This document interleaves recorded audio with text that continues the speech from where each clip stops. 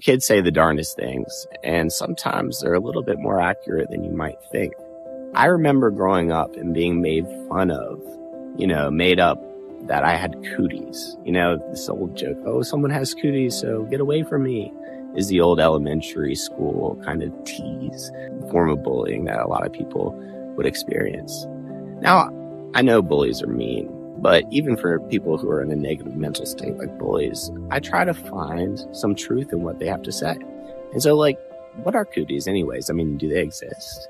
Well, the cooties themselves, that's a made-up idea, but they might be describing something that is very real, sounds actually very similar, which is called actinomyces or actinobacteria.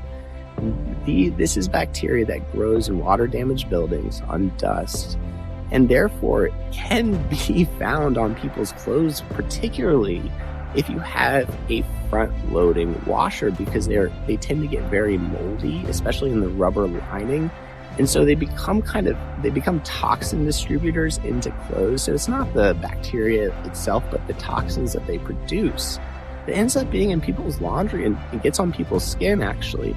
And after a certain point, when someone who is genetically vulnerable has gotten to a toxin load where their anti-inflammatory hormones have been depleted to a very serious level, which can happen for even children, then what can happen is they lose the ability to, that even can happen for children, they lose the ability to basically maintain a healthy ecosystem on even their skin. So the actinomyces, there's a human habitat version of it that can grow on your skin and produce toxins on your skin. And in that situation, you could say someone has cooties.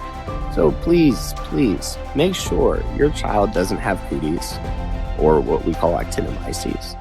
Check your house for actinomyces. Go on to envirobiomics.com because you don't want to have your kid with symptoms associated with biotoxin illness, which is basically chronic inflammation that can lead to conditions as far ranging as ADHD, OCD, even temporary autism.